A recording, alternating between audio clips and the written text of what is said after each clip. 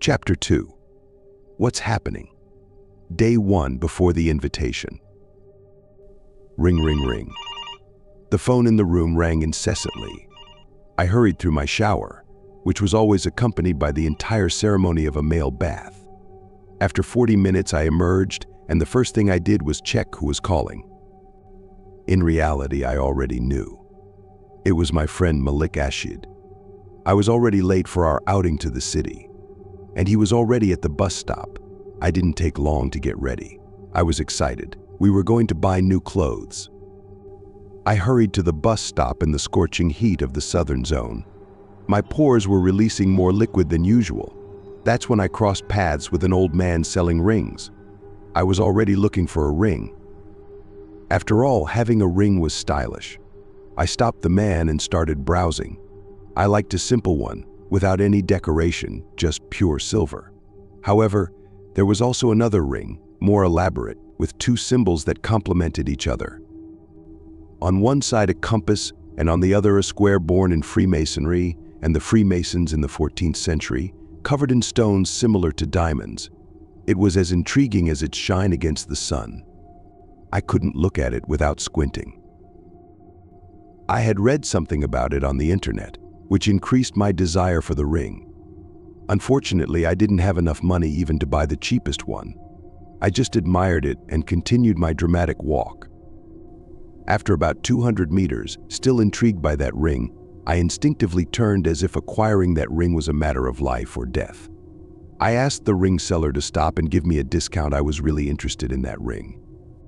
To my surprise, the man gave me both rings for a price lower than that of the simple ring. I couldn't believe it. It was my lucky day. I bought them and left without looking back. I felt so stylish with those rings that I put them on right away. Malik was already at the stop, patient as always. I didn't waste time and immediately showed him my new acquisitions. For some reason, I felt lucky that day. In the bus, we were discussing life and religious matters as we always did. I, with indiscreet and confident voice, exclaimed, "The most important thing for God is the heart, nothing more than that, because the heart is the root of our essence."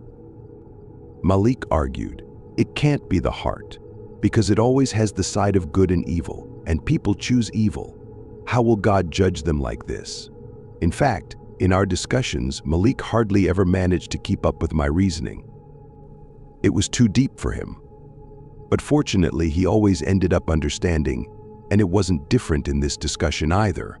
And during the conversation, I could perceive people's interest in wanting to hear more from us. That was already common, but that day was different. I could feel people's uncontrollable desire to hear us speak more, but it was time for us to get off the bus. We had already reached our destination. We got off the bus, and I felt strange. Something had changed. I wondered if it was because so many people were interested in what we said, or was it something more than that? And definitely it was something more. I kept quiet, not saying anything to Malik. We walked to the store, and I couldn't stop fiddling with the ring. I felt so fashionable. 5 minutes later, we were already at the store. We were kings of the world with money and style. The kids in the area were shining. We entered the store. It was paradise, beautiful and interesting pieces, not to mention the beautiful and seductive attendants, perfect for inducing you to spend all you had and more. It was the perfect combination of the useful and the enjoyable. We were fine, appreciating the pieces, until I felt a very strong energy coming from one of the attendants directly to me. I couldn't forget that look. I felt and saw through her eyes the submission to me. It was like a servant looking at her king. A mixture of forbidden desire and extraordinary admiration. Well, I was used to that. My symmetrical face always made an impression on women, but that was exceptionally beyond normal. For several moments, I tried to pretend that I didn't see her, but her gaze was so fixed that I always found myself checking if she was still looking at me. I even thought she might be possessed by something. "Man, this girl must be possessed," I said to myself.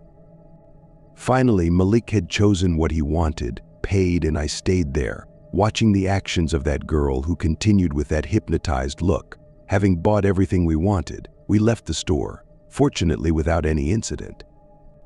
I couldn't wait to share that experience with my friend. And of course, as anyone would say, he said, "Oh bro, she liked you. It's normal." But I knew it was more than that. I could feel it. But with so many strange things happening that day, I let it pass. And there we were, heading home with new pieces of clothing, like happy kids. I arrived home, all sweaty and tired, but I still had one last task to do: wash my sheets. I arrived and immediately changed to wash them, still not taking off the rings. I admired how those grams of silver looked so good on my fingers. It was as if they were tailor-made, too good to be true, I thought. I started washing the sheets. 15 minutes later, the temperature changed drastically from sun to rain. It was unbelievable for a day that started with sun and blue sky. But even with the rain, I didn't stop washing. I felt those cold water droplets falling from 1.5 kilometers above at a speed of 2.6 km/h, simply relaxing. With each collision between the drops in my body, my energy mysteriously renewed itself. In fact, it was like a baptism.